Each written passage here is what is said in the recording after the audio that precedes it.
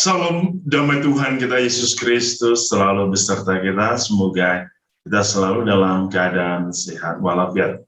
Saudara-saudari, senang berjumpa kembali dalam renungan harian Santapan Jiwaku. Kita telah memasuki dalam pekan biasa, yaitu pekan yang ke-10. Dan pada hari ini kita semua bersama-sama akan merenungkan firman Tuhan yang akan kita dengar dari Injil Matius, bab 5 ayat 13 sampai 16. Mari kita semua diundang untuk mendengarkan firman Tuhan. Inilah Injil suci menurut Matius. Yesus berkata, "Kamu adalah garam dunia. Jika garam itu menjadi tawar, dengan apakah ia diasinkan? Tidak ada lagi gunanya selain dibuang dan diinjak orang. Kamu adalah terang dunia, kota yang terletak di atas gunung tidak mungkin tersembunyi. Lagi pula orang tidak menyalakan pelita lalu meletakkannya di bawah gantang, melainkan di atas kaki dian, sehingga menerangi semua orang di dalam rumah itu. Demikianlah hendaknya terangmu bercahaya di depan orang, supaya mereka melihat perbuatanmu yang baik dan memuliakan Bapamu yang di surga." Demikianlah sabda Tuhan. Terpujilah Kristus. Saudara-saudariku yang dikasihi Tuhan,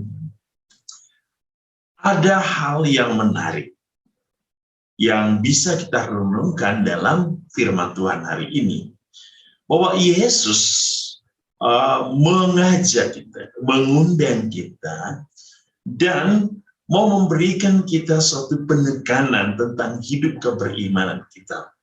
Bahwa siapakah diri kita? Yesus mengatakan dua hal.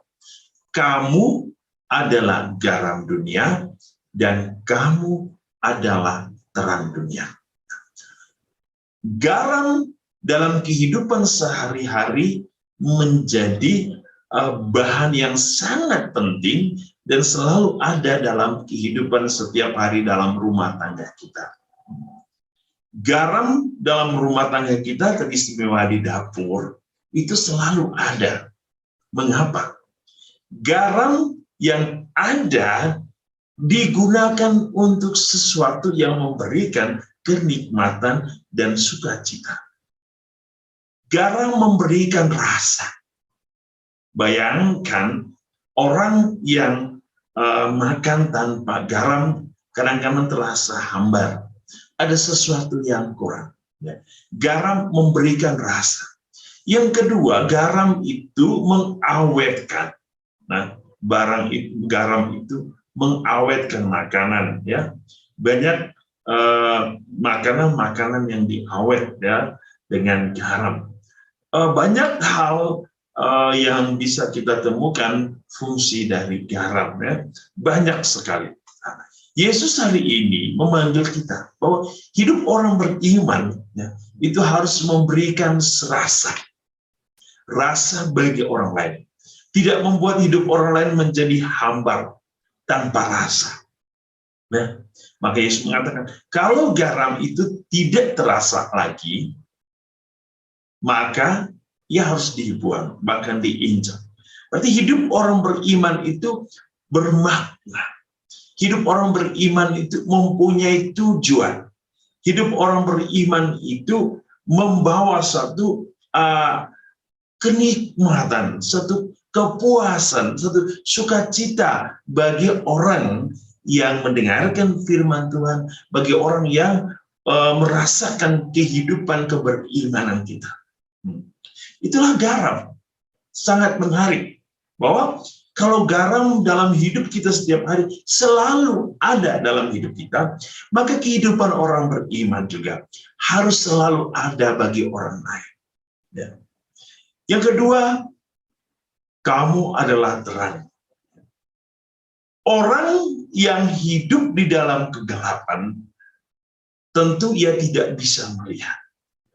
Kalau ia memaksa untuk berjalan dalam kegelapan, ada hal-hal yang bisa dialami seseorang. Pertama, ia jatuh oleh karena terkantuk. Nah, ia bisa salah jalan, salah arah, dan dalam kegelapan ia tidak bisa melihat apa-apa. Seseorang yang hidup di dalam kegelapan, ia tidak bisa melihat cahaya. Ia tidak bisa melihat arah tujuan hidup. Ia tidak bisa melihat Allah sendiri. Maka kalau kita ingin mampu melihat arah tujuan hidup kita, agar kita mampu melihat Allah di dalam hidup kita, maka jadilah hidup kita terang. Jadikanlah hidup kita cahaya. Dan sesungguhnya cahaya sejati adalah Kristus sendiri. Maka setiap orang yang memiliki Kristus, mengimani Kristus, menerima kebenaran Kristus, ia sesungguhnya adalah orang yang bercahaya. Hidup kita harus menjadi cahaya bagi orang lain. Cahaya yang menghalau kegelapan. Itulah hidup orang beriman. Tentu bahwa di dalam perjalanan hidup kita banyak tantangan, banyak godaan, banyak cobaan. Kadang kita sering jatuh, tapi kita diundang untuk bangun. Kadang kita mungkin terjebak di dalam kegelapan, tetapi kita diundang untuk terus bangun, untuk terus bangkit, ya, untuk terus mencari terang itu mencari kebenaran itu. Ingat bagaimana peristiwa ketika Yesus lahir, terang bintang menuntun para Majus, orang-orang pintar, untuk menemukan Yesus. Cahaya yang sama dalam diri Kristus akan menuntun kita untuk menemukan, untuk bersatu, berjumpa dengan Bapa.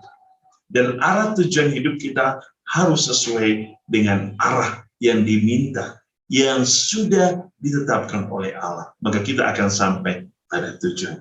Semoga kita bisa menjadi garam dan terang bagi sesama melalui kesaksian hidup kita, melalui cara hidup kita, sehingga setiap orang yang memandang kita, seseorang yang melihat kita, seseorang yang mendengarkan kita akan memuliakan Bapa di surga. Tuhan Yesus memberkati kita hari ini dalam seluruh hidup dan karya kita. Dalam nama Bapa dan Putra dan Roh Kudus. Amin.